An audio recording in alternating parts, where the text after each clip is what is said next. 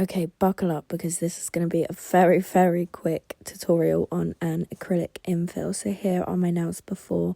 They're a couple weeks grown out, nothing crazy, but I just get bored quickly. So first off, you're going to want to debulk, get rid of all of that gel. You're also going to want to get rid of the previous apex because you're going to be rebuilding that because obviously it would have moved as the nails have grown out, and also focus on thinning out the top of your nail around the cuticle because you want to make sure that if there's any lift in there that you're able to see it and that you can get rid of it. I usually use a metal bit for this, but I was lazy and I didn't clean it in time, so I wouldn't really recommend a ceramic bit personally just because they heat up so quickly.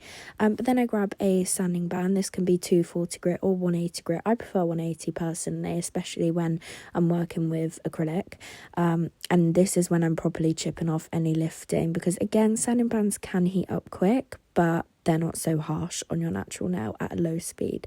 And then I'm using a diamond flame bit. Any cuticle bit will kind of do. You can use a ball bit, you can use anything. And I'm flipping between forward and reverse just to make sure that all the cuticle pocket is completely just rid of any dead skin that may have built up there since we last did our nails. And this is me flipping it the other way and doing the other half of the nails. This is really important just to make sure you maximize the actual use of the drill bit. It will just work so much more efficiently.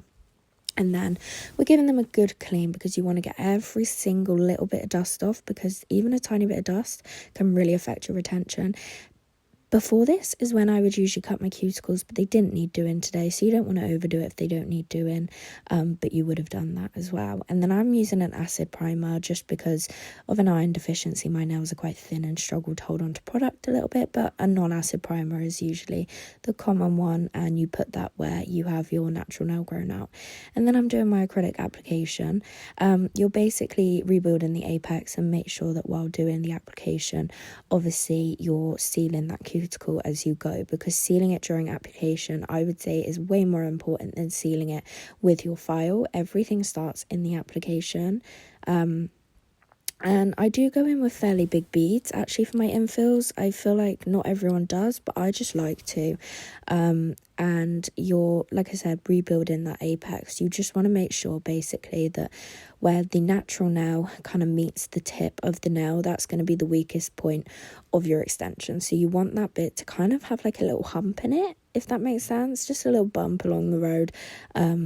Just so that if you do catch or whack your nail, it's not going to break beyond that, if that makes sense. You're basically saving your natural nail through the structure.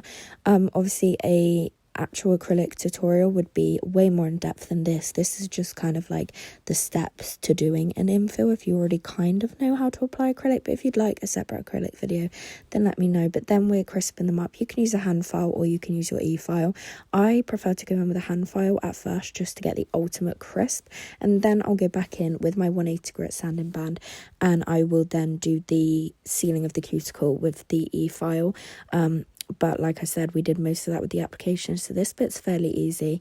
And then I do just kind of glide it down the rest of the nail just to, I don't know, maximize the smoothness, I guess. And you can see that I'm kind of like checking it just from all angles just to make sure that everything is completely smooth. There's nothing worse than starting your gel layers and noticing bumps and stuff that you just didn't notice was there. So you really want to take your time in perfecting the acrylic before you get started on any design. And I do really like mini mandrel bits for this as well. I haven't got one at the moment, but that is also, if you're scared to catch cuticles, is a good idea. And then again, you'll want to clean them like hell, because you don't want to start putting gel on if there's a speck of dust, because trust me, you will just lose your mind. And that is basically the acrylic infill all done. Obviously, if you'd like a more in-depth acrylic tutorial, anything like that, then do let me know.